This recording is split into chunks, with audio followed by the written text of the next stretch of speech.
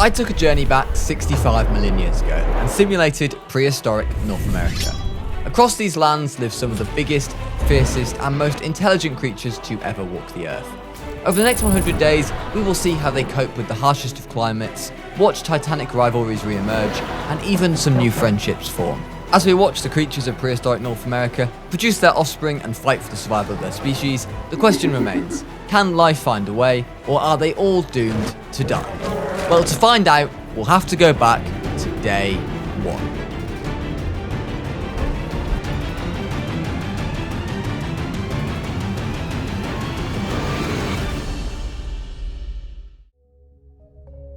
Our journey begins on day one, in the snowy lands of North America, where we are introduced to our first creature. The Pachyrhinosaurus. Measuring up to 26 feet long and weighing several tons, Pachyrhinosaurus was a true giant of its time. Fossils suggest that these dinosaurs lived in large herds, moving together for safety against the fierce predators of North America. This would be a necessity if they wanted to survive in these lands. And introducing the first predator of this ecosystem, the Utahraptor. About 5 to 7 meters long, this was the biggest raptor ever recorded, and they were about to go on the hunt.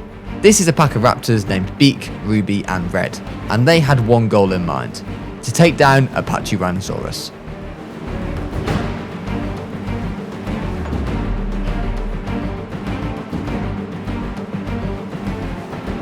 As the Utahraptors approached and the herd became aware of their presence, panic began to set in, and as a group they made for the open space, where they felt they would be safer. But our Utahraptors would not be put off, and they began their hunt.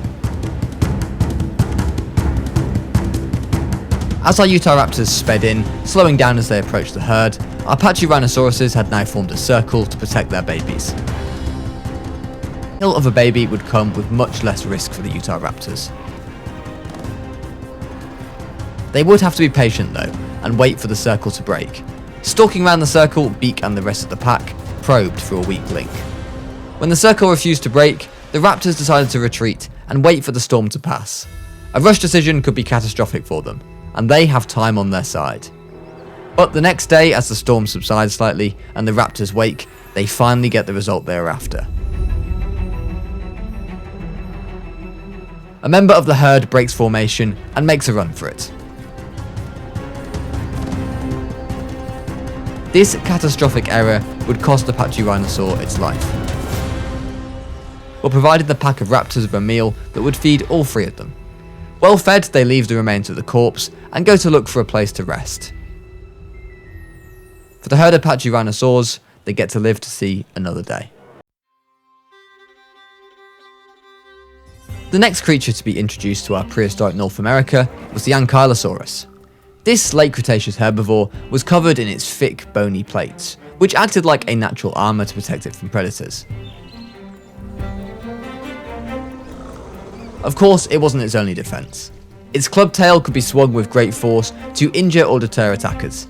Even the biggest predators of this ecosystem would have to think twice before engaging with an Ankylosaurus. The parent ankylosaurs had left their nesting ground for a drink, and were accompanied with their young at all times, to make sure that no predator could snatch an opportunistic snack.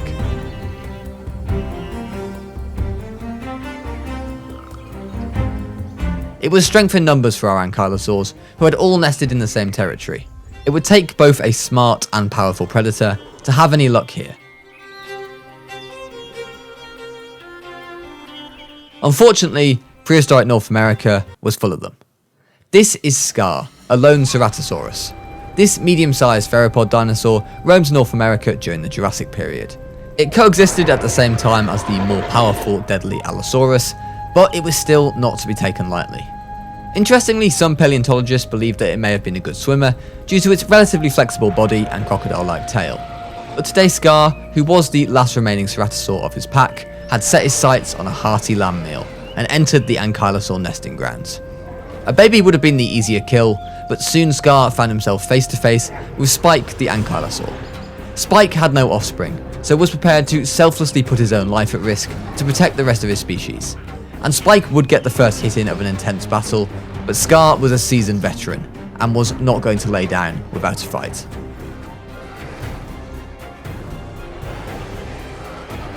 At the end of a brutal, bruising fight for both of these warriors, it came down to the final hit. And it was Scar that got it in, as he made the kill. As Scar feeds on the corpse, the rest of the Ankylosaur herd migrate to new territory. Safe for now, but with the knowledge that poor Spike had died to give them a chance of survival. I think it's only fair that we all pay our respects to Spike in the comments below.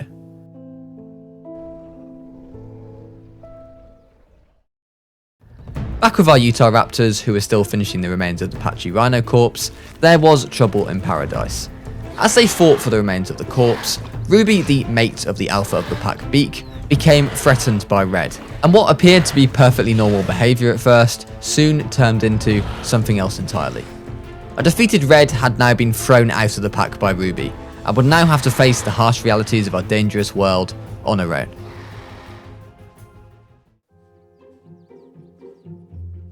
Back at the dead corpse of Spike the Ankylosaur, a new species had emerged to pick at the remains of Spike's body.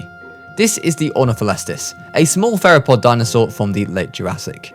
Its name means bird robber, reflecting the early beliefs that it likely preyed on small birds. But why prey on birds when you can help yourself to a hearty meal with no effort at all? This one here is Jimmy, and little Jimmy was having a great time helping himself to a nice hearty meal, when suddenly something made them get out of there as quickly as they could.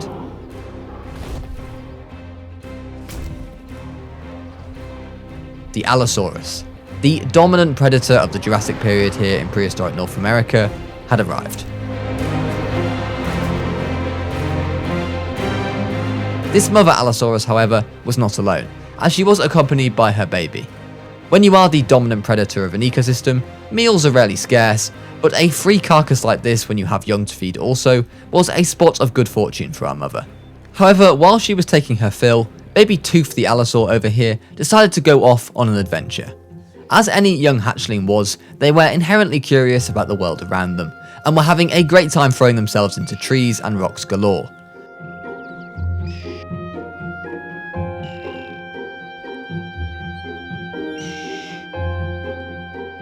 Only suddenly, one of the rocks appeared to be moving. The baby Allosaur had accidentally been bashing into a sleeping Anky, and it was not happy about being awoken from its slumber. Before the mother Allosaur could realise what had happened, it was too late. With a roar of rage, the mother Allosaur charged in to avenge her child, but an Ankylosaur was no pushover, even for such a dominant and angry predator. These two titans battled fiercely, but ultimately the mother Allosaur decided to walk away, beaten and bruised. She would have to try and sleep off her injuries, but she was now suffering from a broken leg thanks to the Ankylosaur's club. It had been a day to forget for our mother Allosaur. The next morning, the Apache Rhino herd gathered at a nearby watering source and had decided to fight.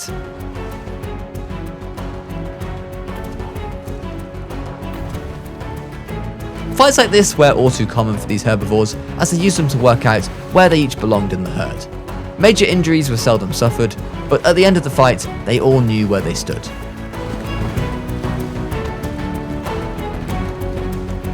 Back with our mother Allosaur, there was trouble on the horizon. Beak and Ruby, the Utah Raptors, could smell blood. These two were truly cementing themselves as the villains of this ecosystem, and they knew that the Allosaur was badly injured. Even with a broken leg, however, and her strength failing her, for now at least, the Allosaur was too powerful for the Utah Raptors. But shortly after defending herself from Beak, she collapsed to the ground. She didn't survive the night.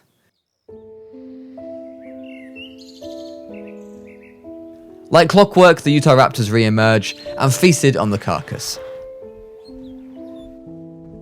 This was a reminder that the balance of power in this ecosystem was a precarious one, as the most dominant predator to roam the Jurassic was gone. Or was it? Incredibly, baby Tooth the Allosaur had survived the attack from the Ankylosaur. Tooth, however, would now have to face a world without his mother. As day 20 dawned in our ecosystem, winter had now come to an end in prehistoric North America, and summer was right around the corner. You join us in the nesting grounds of the Tropeognathus.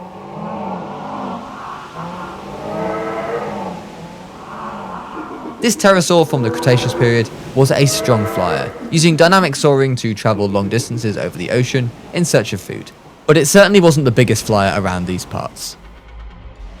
Introducing the Quetzalcoatlus, the largest flying animal to ever inhabit the Earth. With a wingspan of up to 40 feet and approximately 12 feet tall, this thing was a true monster of the skies. And for our poor Tropeognathus, they were about to find out all about that.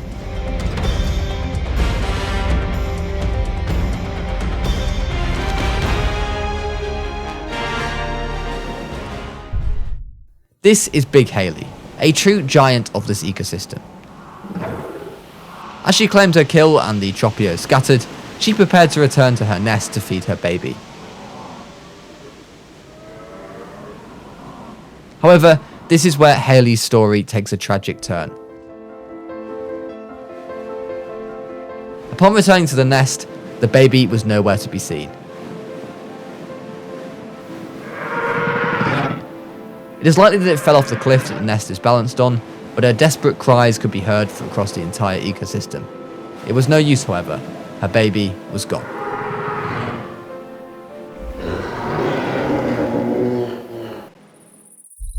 It was a peaceful night in our ecosystem, as our creatures got some well-earned rest. At least, most of them did. But for Ryan and Marshall, our pair of tyrannosaurs, it was time to hunt. These brothers have a rather tragic backstory themselves. Their mother was killed in a forest fire, and the two young tyrannosaurs had to learn to fend for themselves. Luckily, there is strength in numbers, and almost fully grown now, these two Rexes were a force to be reckoned with. Despite this, they were hunting a creature that was more than capable of looking after themselves, the Triceratops. Judging on fossil evidence, these two species cross paths frequently, but the outcome of such fights was far from guaranteed.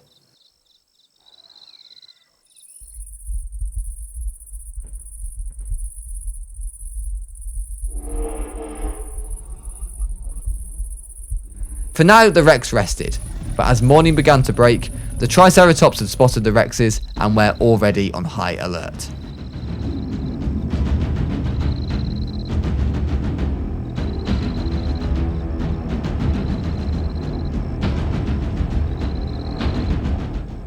And so, the hunt began.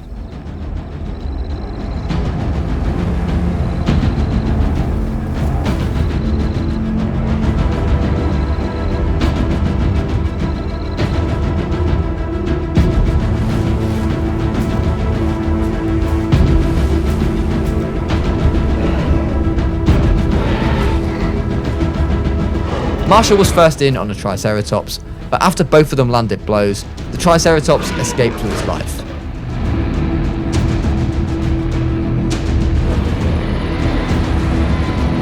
Ryan, however, was not about to let the same thing happen.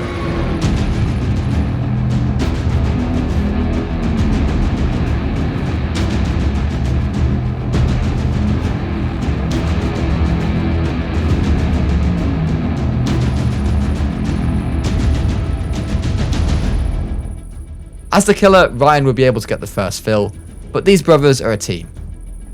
And a win for one of them is a win for both of them.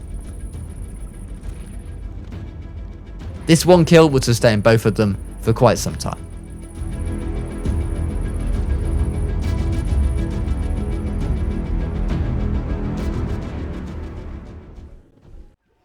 The next morning, change was afoot with the Triceratops herd.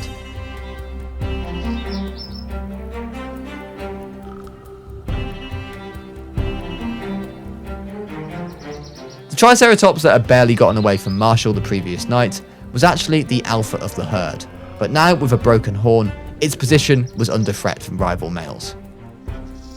Tired and still injured from the fight with Marshall, Broken Horn was in a bad position.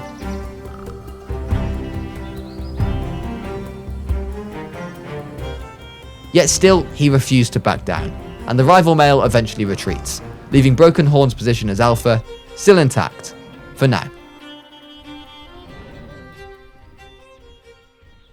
Suddenly, an old face appears.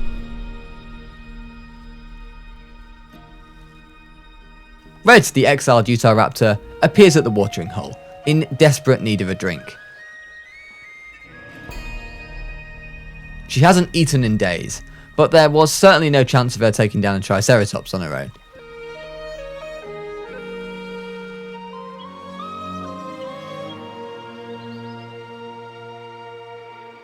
The Ornitholestes, on the other hand, would be an easy kill,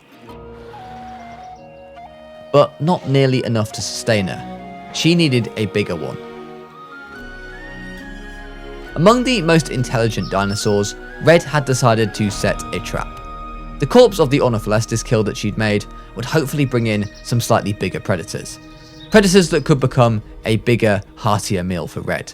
All she had to do was lie and wait. And she didn't have to wait long. A Troodon smelt the carcass from nearby and came running into the scene. It soon realised, however, that it had walked directly into Red's trap. It attempted to stand its ground and fight, but it was no match for the sheer power and size of Red. With a decent sized meal, Red would live to see another day.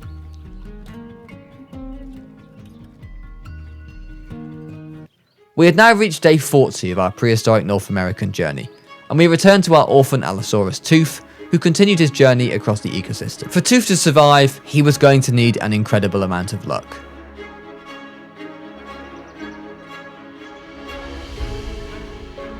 But luckily, his mother had taught him to have his wits about him at all times, and when Tooth heard a nearby roar, he lay down in the grass and hid.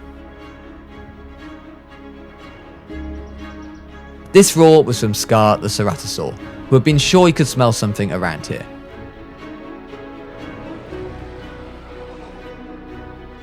As Scar lay down to rest, Tooth snuck off into the woods, and it looked for all the world like he was going to be safe.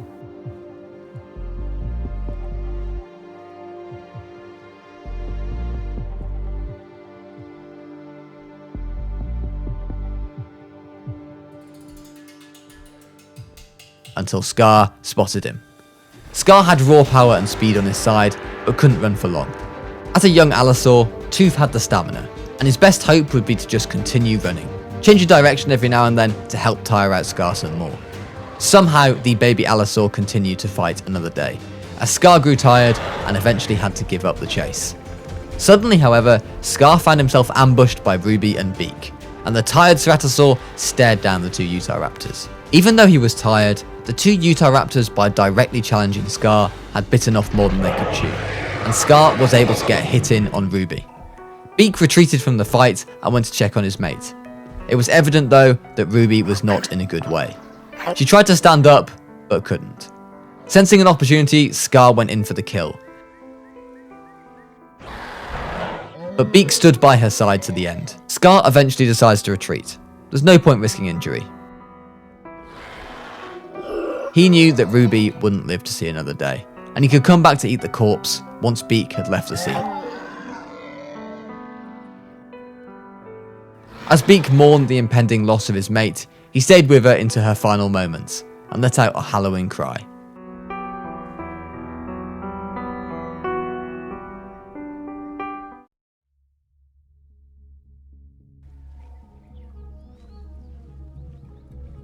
Tooth is still yet to eat anything major since the loss of his mother. He is also in need of a drink, as that close call with Scar majorly took it out of him. Luckily for him, he's managed to find water, even if it is in Tyrannosaur territory. Back with Broken Horn on the other side of the watering hole, he is still having to fend off rival competitors. Yet Broken Horn is a true warrior, and will not give up his position without a fight.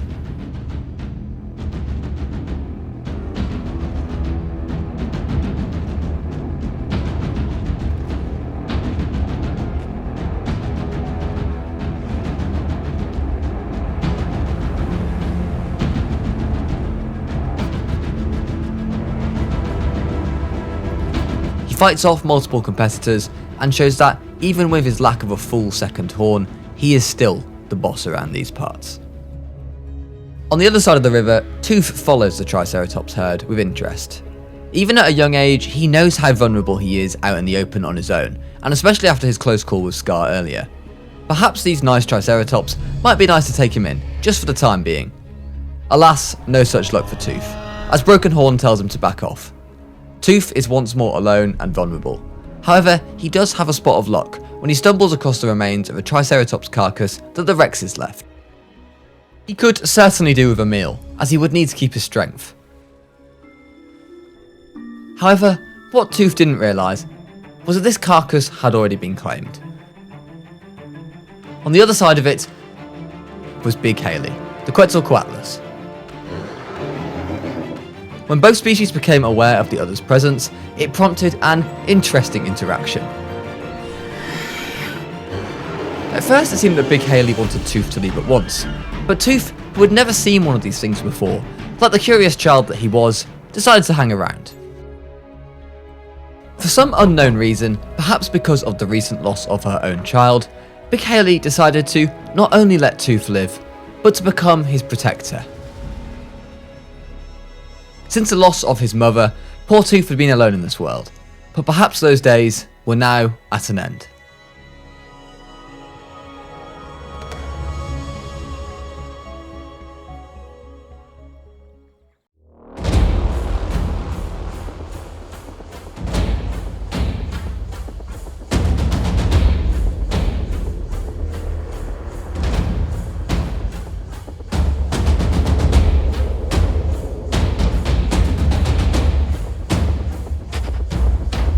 From the giants of the sky to the giants of the land.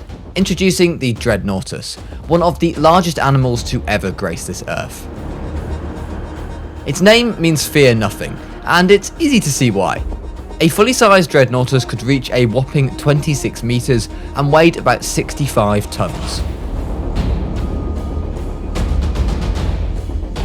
When fully grown, even the strongest of predators would not be able to touch a Dreadnoughtus. But for this old alpha male of the herd, age has caught up with it. On their great migration journey across our ecosystem, the old male has completely run out of energy. When you are this big, getting back to your feet requires a monumental amount of energy alone. The herd cannot afford to wait, and so they press on with their migration journey.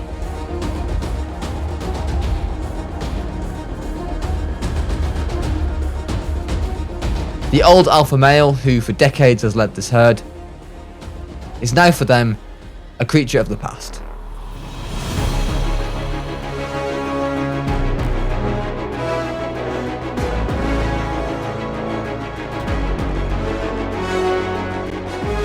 Back with the Triceratops, Broken Horn is still being continually challenged by all the other males for the leadership of the herd.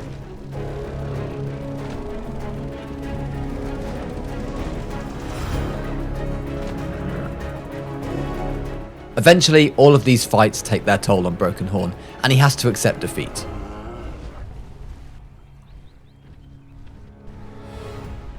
The winner of the fight not only takes his title as the Alpha, but then decides to exile him from the herd completely. Having a former leader still hanging around would be a sign of weakness. Defeated and exhausted, and now on his own, Broken Horn must now find a new herd, or face the prospect of life on his own. But this life on his own might be rather short-lived, as Broken Horn has just entered Tyrannosaur territory.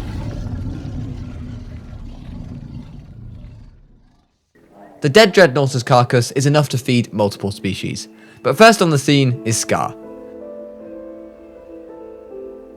Scar hasn't eaten in days, but it appears that luck is now on his side.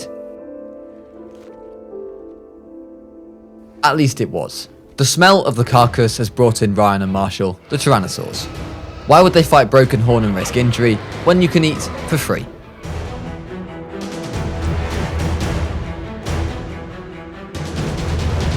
The two Tyrannosaurs are more than a match for the experienced Scar. Even still, Scar's hunger causes him to stick around in the hopes that the Tyrannosaurs would back off.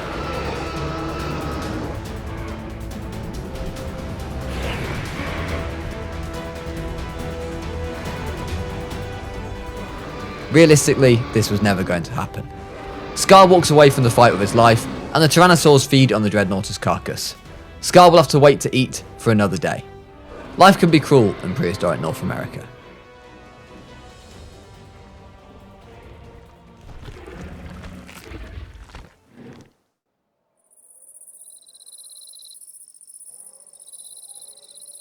It's now day 60, and you join us at night time in the Parasaurolophus nesting ground. It's nesting season, and the parasaurs remain on guard to try and protect their future young from any dangers.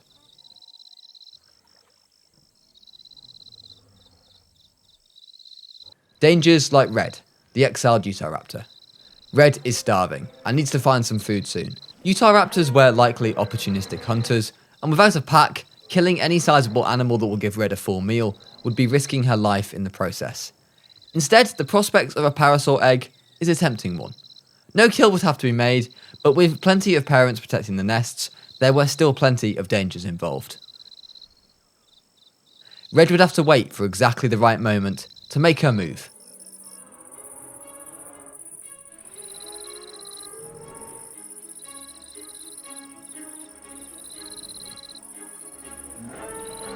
And when one mother parasaur left the nest to go and get a drink,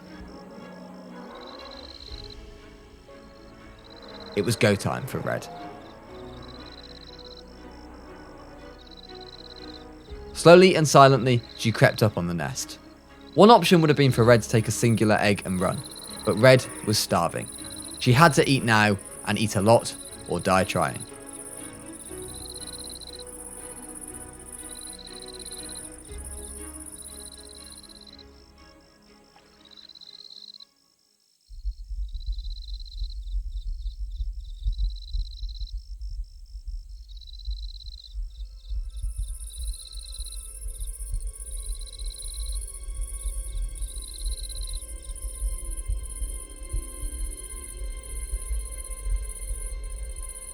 One of the nearby parasaurs did realise what was happening, and after alerting the rest of the herd, chased Red into the forest.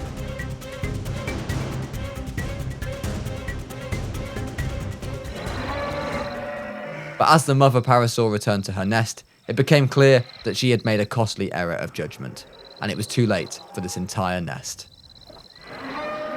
Red had devoured the full lot, and now fully fed, she had been given a second lease of life, and could fight on her own.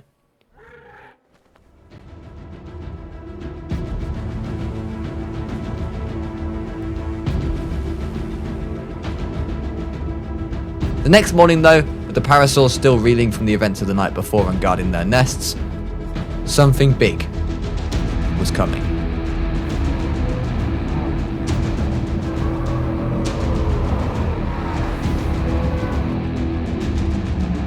Big Haley the Quetzalcoatlus had spotted the nesting site. A Quetzalcoatlus was more than capable of taking down a parasaur and as many eggs as it wanted all on its own, but Big Haley also had a secret weapon. Out of the forest emerged a now adolescent Tooth. It appeared that the bond between these two had only grown, and with Tooth now a more than capable hunter of himself, these two were quite the dynamic duo. Tooth caused chaos on the ground, causing the herd to split in all directions. Isolated, a poor parasaur had no chance.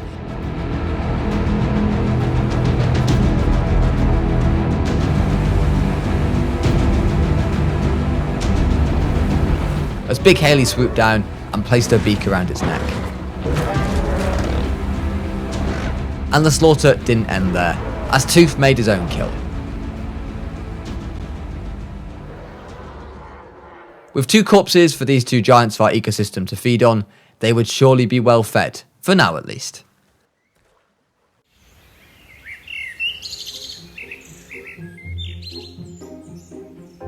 But for these two, their time together would soon be coming to an end. As Tooth nears adulthood, he is almost ready to go out and fend for himself, and perhaps even find a pack of his own kind to lead. Broken Horn is still nursing the wounds of his many battles of his own kind, and is not in a good way.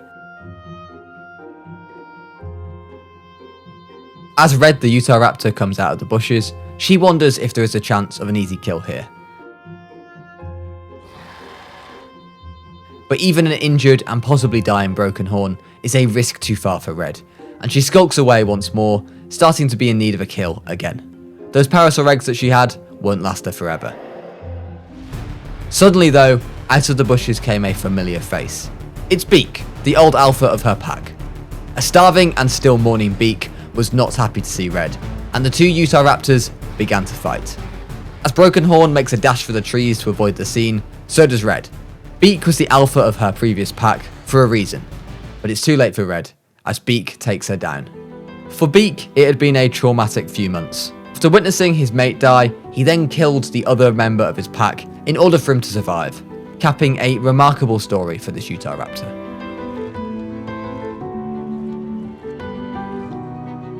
And the sole remaining Utah raptor of our prehistoric North American ecosystem is sure to find life a struggle now, out here all on his own.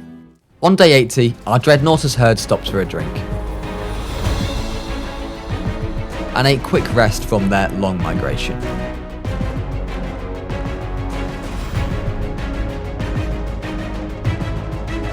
Nearby are our Rex brothers Marshall and Ryan. They stumble across a baby trike corpse.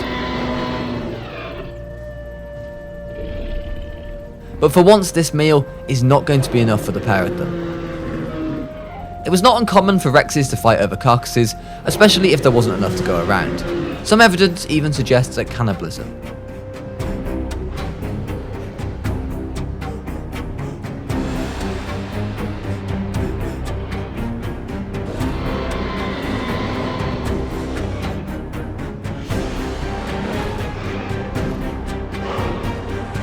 But in this case, Marshall and Ryan would not let it get to that. They were too strong as a unit to throw that away just yet. But in this instance, it was Marshall who won the fight over the corpse, and Ryan lay down on the ground in submission, while Marshall feasted on his rewards. Back with Tooth and Haley, the time was upon them. After feasting on the remains once more of the two parasaur corpses, Tooth prepared to leave. And as if by magic, another allosaur appeared just at that exact moment.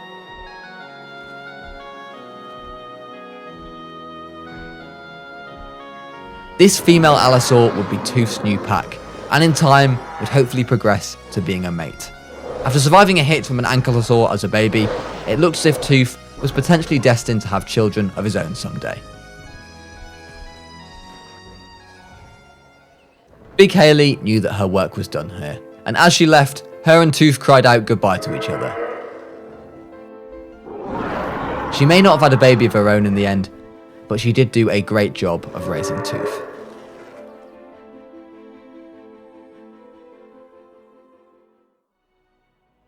Across the valley, Scar had found a wounded and dying Broken Horn. With no other herd found, and his injuries still getting worse, this was the final nail in the coffin for the Triceratops who had already survived a Tyrannosaur attack. At full health, he likely would have been able to hold off Scar, but in the end, this would end up being an easy meal for our Ceratosaur.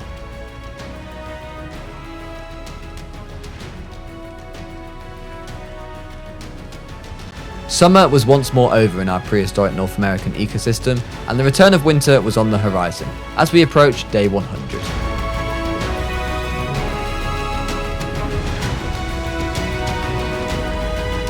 As the temperatures dropped, the creatures of prehistoric North America prepared to adapt to the new climate.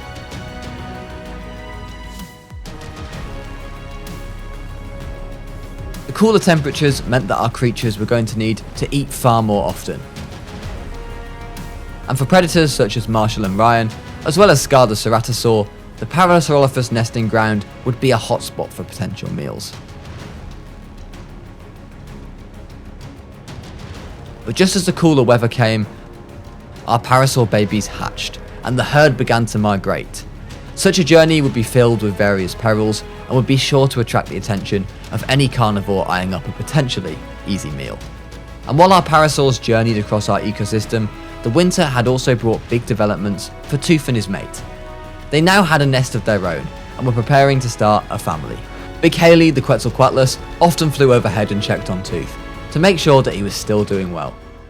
Out of nowhere though, a starving Beak emerged. To take on two allosaurs seemed like a suicide mission for Beak, but he was starving and didn't have any other option. Beak of course had been the one to finish off Tooth's injured mother, and Tooth was not about to let him get away with that.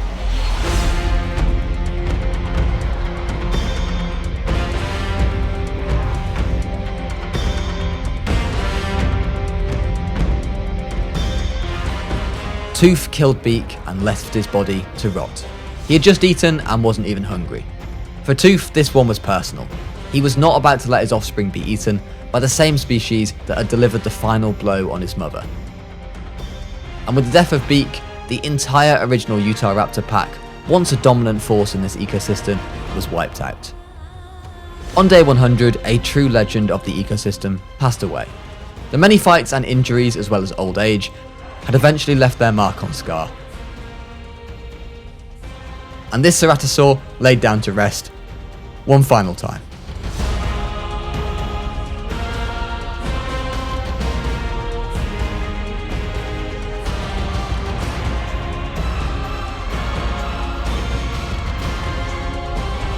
The Tyrannosaurs were also coming of age. As they had now hit full maturity, they no longer required the help and assistance of each other to hunt down their prey. Thus, as Marshall chased after a Parasaurolophus, once the kill was made, Ryan was no longer welcome to share the carcass. The natural world is a brutal place, and as the Tyrannosaurs fought over the carcass, this would be the last time that they would spend in each other's presence.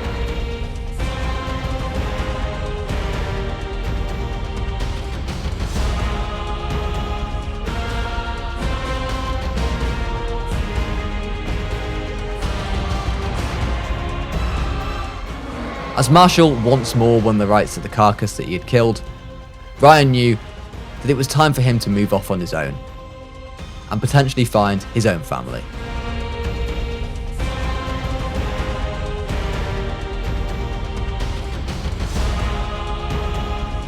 Well, that brings an end to my 100 days simulating prehistoric North America video.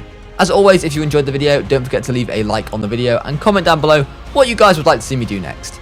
In the meantime guys, have a fantastic rest of your day, and why not check out the video on screen now if you haven't already. YouTube thinks that you will love it.